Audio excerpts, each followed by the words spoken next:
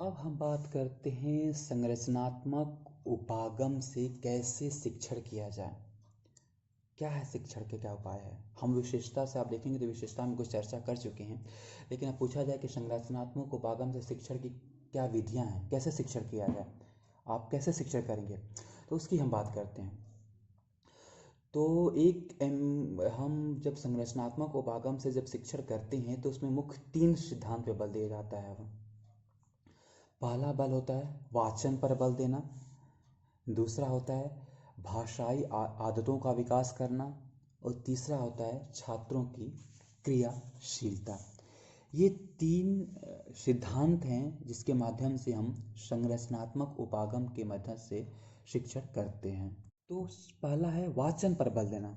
जैसे हम लोगों ने विशेषता में देखा कि वाचन पे बल देना, यानी कि इस उपागम से शिक्षण का पहला विधि है कि बच्चों को बोलने का मौका दीजिए, उसको ज़्यादा से ज़्यादा बोलने के लिए कहिए, वो वाचन पर बल दीजिए, लेखन और पठन पर कम बल दीजिए। तो वाचन पर बल देना पहला है। दूसरा है भाषाई आदतों का विकास करना।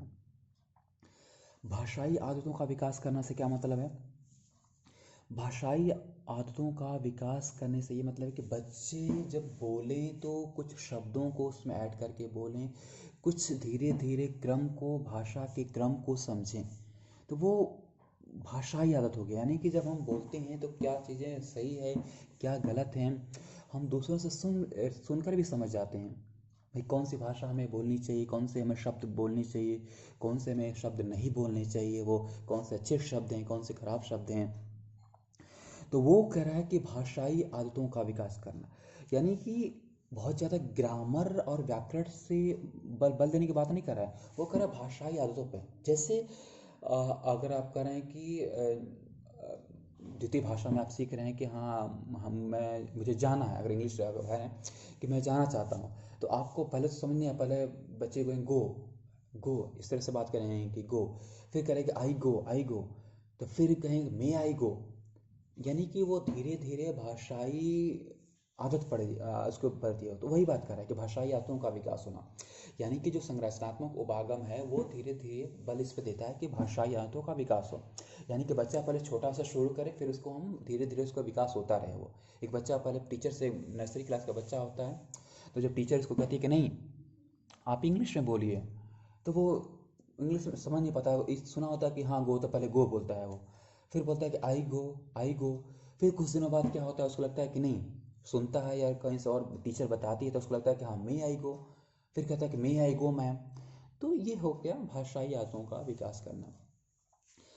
और थर्ड जो प्रिंसिपल है, जो सिद्धांत है इस उपागम का, वो है छात्रों की क्रियाशीलता, यानी कि इसमें छात्र एक्टिव होंगे, टीचर कम क्रियाशील होंगे। वो ध्यान रखिए, अगर आप कहीं स्पीकिंग क्लासेस किए होंगे, वहाँ पे कहा जाता है कि आप लोग बोलिए, टीचर केवल आपको केवल गाइड करता है कि हाँ ये टॉपिक दे देता है, आपका एक मार्गदर्शक देता है वो, लेकिन क्रियाशील कौन होता है, स्टूडेंट्स क्रियाशील होते हैं वो। तो संरचनात्मक उपागम इस पे भी बल देता है कि छात्रों को क्रियाशील रखा जाए, छात्र जितने से जितने आप एक्टिव होंगे, क्योंकि मौखिक वाचन पे बल दे रहा है संरचनात्मक उपागम, तो आप जितने से ज़्यादा आप बोलेंगे, जितना ज़्यादा आप आपका वाचन पे बल देंगे, तो आप जल्दी भाषा को सीखेंगे वो।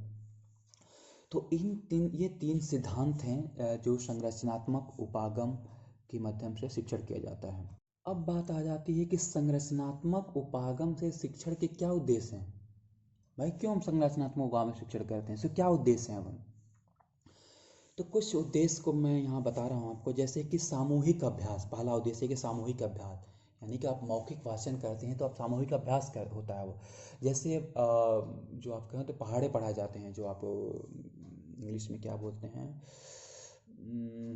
पहाड़े, टेबल्स, हाँ टेबल आप कहते हैं वो, कि जैसे टेबल्स होता है, 2 का टेबल, 3 का टेबल या 2 का पहाड़ा, तो उसमें क्या होता है हम ग्रुप में करते हैं, ग्रुप में बनाते हैं वो। तो वो भी एक संरचनात्मक उपागम, क्योंकि आप मौखिक पे बल दे रहे हैं वो।